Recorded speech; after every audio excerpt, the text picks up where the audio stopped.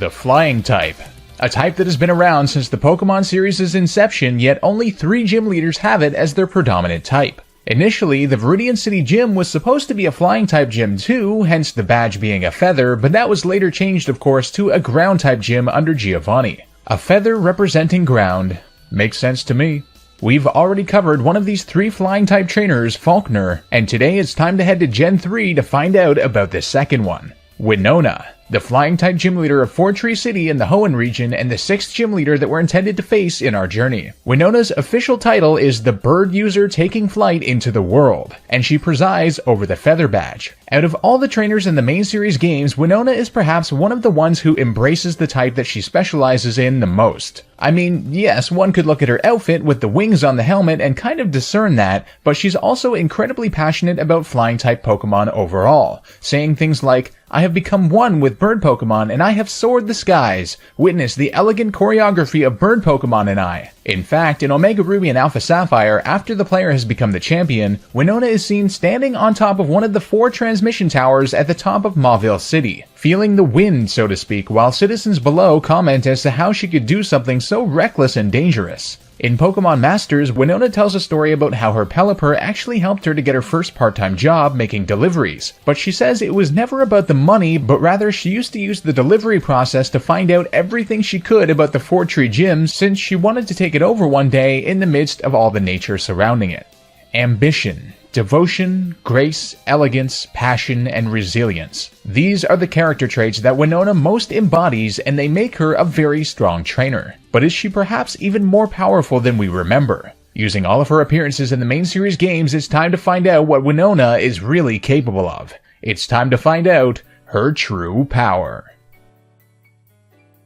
The first time we encounter Winona occurs in the Gen 3 games Pokemon Ruby and Sapphire, where she serves as the 6th gym leader that we face in the Hoenn region. In this battle, Winona starts off with a Swellow at level 31, followed by a level 30 Pelipper, a level 32 Skarmory, and finally her signature Pokemon, a level 33 Altaria. At this point in the game, this is actually quite a powerful team to face, and it's compounded by moves like Double Team, Sand Attack, Supersonic, and even Dragon Dance on Altaria. At this point, we should note that we can also battle Winona under these same circumstances in the Ruby and Sapphire remakes, Omega Ruby and Alpha Sapphire, where she's actually become a bit stronger despite having the same 4 Pokemon, with her Swellow, Pelipper, and Skarmory all at level 33, and her Altaria now at level 35. Unfortunately, the remakes don't give us a chance to rematch Winona, but that certainly does not mean she's done quite yet. Winona is next found in the Generation 3 3rd version game Pokemon Emerald, where she can be battled on multiple occasions, unlike in the original games. In the first battle, despite the fact that we encounter her under similar circumstances for our 6th badge, Winona's team has changed quite a bit with a new Swablu at level 29, a new level 29 Tropius, her Pelipper now at level 30, Skarmory at level 31, and finally her Altaria at level 33. Although this is probably her best appearance thus far, she hasn't even begun to show us what she's really capable of. In Emerald, after the player becomes the champion, they can return to Winona's gym where she can be battled in 4 different doubles rematches that get incrementally more difficult. They start with her Pokemon in the early 40s in terms of levels. Since her team steadily builds up in terms of levels and evolutions throughout the 4 rematches, for our purposes it's only necessary to look at the final rematch, in which she's become far more powerful and no longer appears to be holding back. In our final Emerald rematch, Winona begins with a brand new level 53 Noctowl, followed by her Tropius now at level 54, her Pelipper now at level 55, a brand new Dragonite at level 55, her Skarmory at level 58, and her Altaria at a whopping level 60. Now that we've started seeing what she's really capable of, it's time to look at Winona's final appearance in the main series games. Winona's final appearance occurs in Gen 5's Black 2 and White 2, where she takes part in the Pokemon World Tournament. She can be found battling in 4 different tournament styles, including a secret one where she rotates between 3 teams. Don't forget that the World Tournament automatically sets all Pokemon to level 50, but we can get a great idea of new additions to her collection and how competitive her Pokemon have become since Gen 3.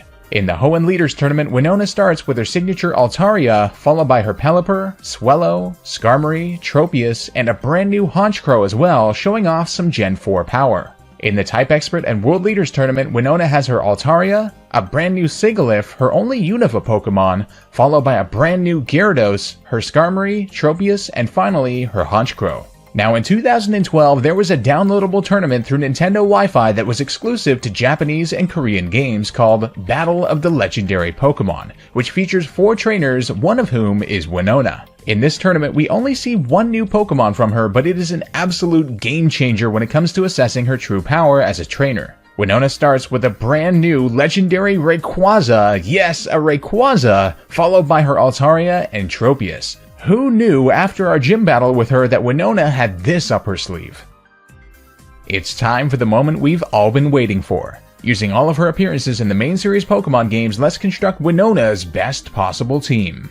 The number 1 pick for Winona's best team is perhaps the most obvious one, her unbelievable Rayquaza from her Black 2 and White 2 exclusive The Battle Between Legendary Pokemon World Tournament team, in which it's automatically set to level 50. However, it is shown to have extreme speed, which you can learn at the very earliest in Gen 5 or earlier at level 60, so we know that that's the minimum level it's at. Rayquaza is currently in the Uber tier, the highest tier in competitive battling, and has absolutely insane base stats with a wicked 90+ in every single stat, including a ridiculous 150 in both attack and special attack. Winona has an incredible moveset on this thing with Stab, Draco Meteor, and Air Slash, along with Priority Extreme Speed and Flamethrower for coverage. Honestly, in this situation there's not much I'd change with that, since Winona's team could definitely benefit from a special attacker, as we'll see going through the rest of her team.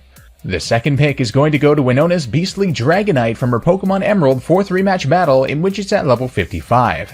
Dragonite is currently in the UUBL tier, meaning it's banned from underused but doesn't quite make the overused tier by usage. Dragonite is an amazingly bulky yet powerful Pokemon with 91 or higher in all of its base stats besides speed, which is still at a respectable 80. In terms of moves, we see that Winona's Gen 3 moveset is quite outdated with moves like Hyper Beam, Thunderbolt, Earthquake, and Ice Beam, but it could definitely have been powered up since then with moves like Outrage, Extreme Speed, Dragon Dance, Fire Punch, etc.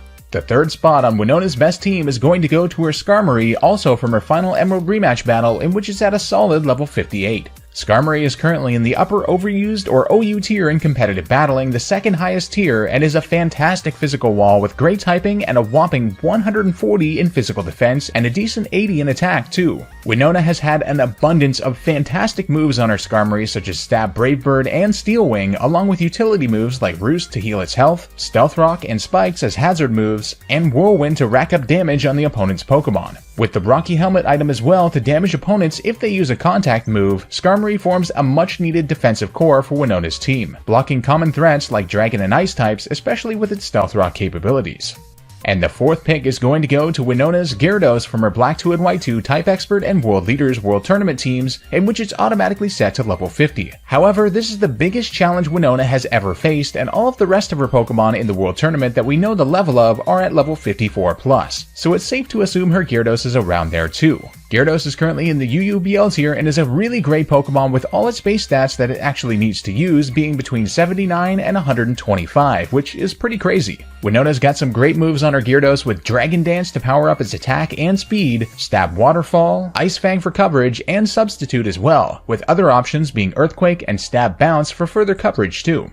And the second last pick is going to go to Winona's Pelipper from her 4th Emerald rematch, in which it's at level 55. Pelipper is currently in the OU tier in competitive battling, and although its base stats might not seem that impressive aside from its 100 in defense and 95 in special attack, it does have access to the Drizzle ability, which automatically sets up Rain when it's switched in, not only powering up its Stab Water moves, but also ensuring its Stab Hurricane attack can't miss.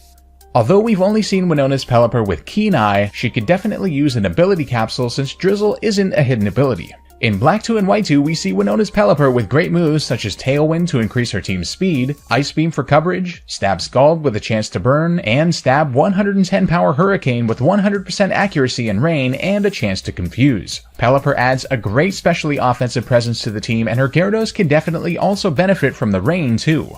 And the final pick for Winona's best team is going to go to her Swellow from her Black 2 and White 2 Hoenn Leaders World Tournament team, in which it's automatically set to level 50 but is probably level 54+ like the rest of her Pokemon. Swellow is currently in the RU tier, but I would argue is fairly underrated overall. With wicked speed and a solid 85 attack combined with a great normal and flying typing, meaning free normal type stab with no weakness since fighting is cancelled out by his flying typing, Swellow is set up really well, but it gets even better with its guts ability that Winona has on it. If Swellow has a status condition which could be automatically set up by a Flame Orb, it gets a 50% boost to its attack power. Combine this with the 50% boost from stab on Facade and the fact that Facade's 70 base power doubles if the user has a status condition, and man oh man, this is a super powerful option on such a fast Pokemon. Add to the mix moves that Winona has had on it like Stab Brave Bird, Stab Quick Attack for priority, and U-Turn, and this is one wicked sweeper that can cause some serious trouble. Swellow could also be run as a specially offensive variant too, which might be helpful for this team.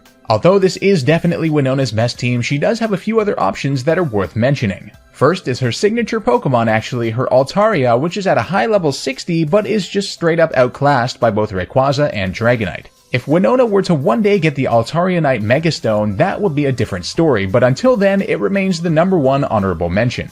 Next up is her level 50 plus Honchkrow, which is a good Pokemon and adds some great dark type coverage, but is outclassed by the other physical flying types she has like Swellow and Gyarados. Next is her level 50 plus Sigilyph, which is in a sense a gimmicky kind of Pokemon that doesn't provide as much competitive value as anything else on her team. Finally, she also has a level 53 Noctowl, which is outclassed by Swellow, and a level 50 plus Tropius that would just merely add another 4 times ice weakness to the team. Well, there we go everyone, we have discovered Winona's true power and unveiled her strongest possible team in the main series games. If you enjoyed this video and are looking forward to more from this series, please be sure to leave a like, share it on social media, and subscribe with notifications on by hitting that bell icon if you haven't already. All forms of support help a ton and are super appreciated. Don't forget to comment down below with what trainer you wish to see featured next. The comment with the most likes will pick the trainer for the next week's episode and will be featured on screen. Before we go, I'd just like to give a quick shout out to my patrons. Thank you guys so much for your support. If you enjoy my content and would like to support the channel and get some cool perks for doing so, the link to my Patreon page will be in the description below. This has been Soul Spectre, and I'll see you guys next time for some more True Power.